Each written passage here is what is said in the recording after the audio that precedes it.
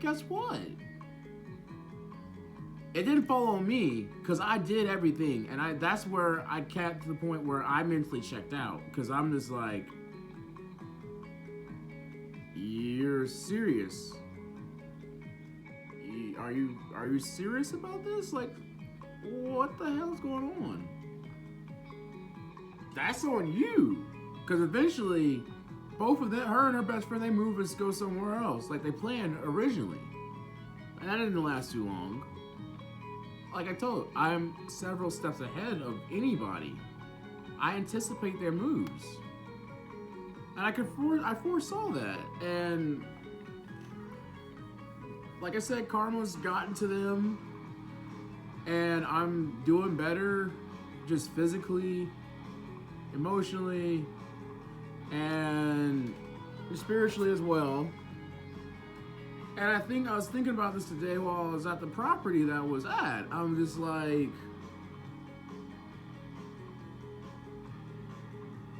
how can somebody want to be with somebody that would literally tear down their own house and foundation to the point where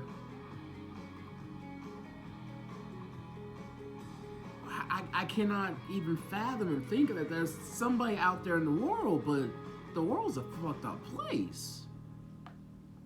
But you just made that category.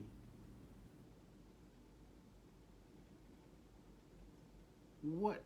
You're not the brightest. I thought you were.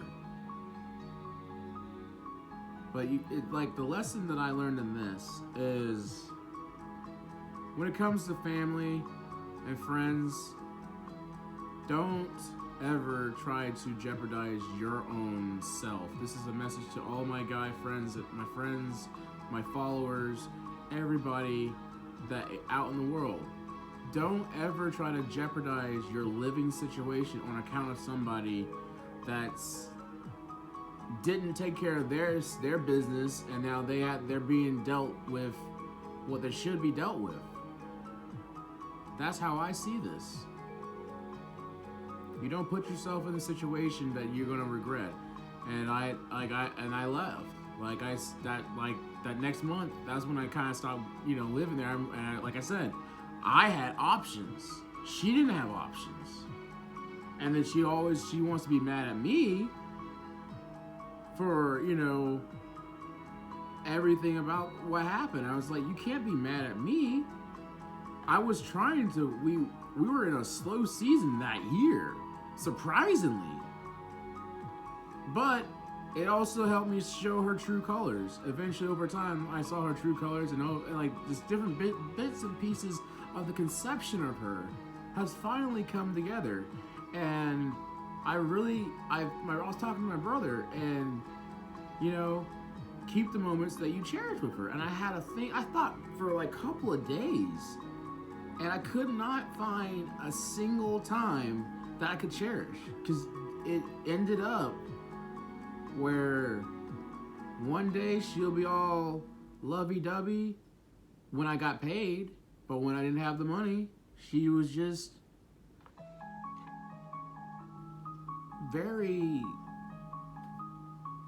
bland.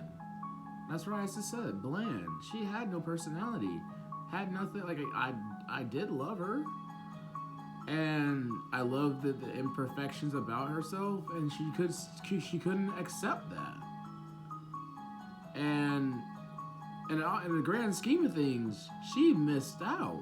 You missed out on a lot that literally you're seeing the manifestation and the growth of me as a person coming to fruition. And look at you. I don't know what's going on with you. I don't try. I want to, but I can't bring myself to that point. Because the only thing you say, you text me saying, "Are you okay?" Out of all the things that I want to see you say, that's not one of them. And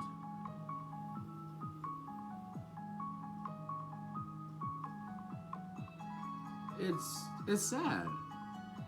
You have no heart. You have no soul. You have the only thing that you desire is money. Money is like your motive. It's not even your. You don't even have a life purpose for your own life. You live for the kids. But once they graduate and move out and do on their own, what happens to you? Do you stop existing as a person? Or do you continue going? A lot of people want to say, why? Oh, once I have kids, that's it. I'm going to be like, oh, hell no. That's not for me.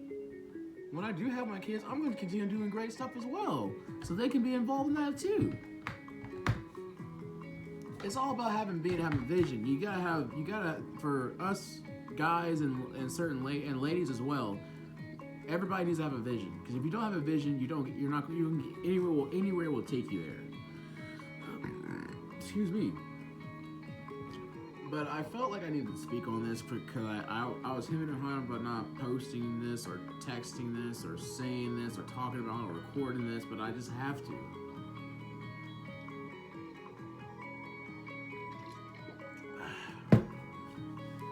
You gotta realize, I'm in the next phase. I don't know what phase it is, but we're doing something. Something must be coming together for me. I don't know what it is. And you get to miss out. I remember you telling me, oh look, he's doing voice impressions. Like, you never really continued to support what I did. You might say like, oh, like when your son says, oh, he sucks,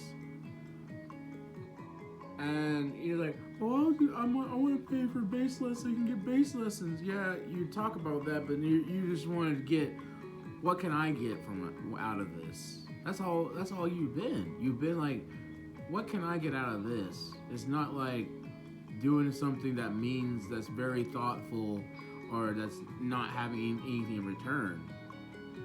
And it shows.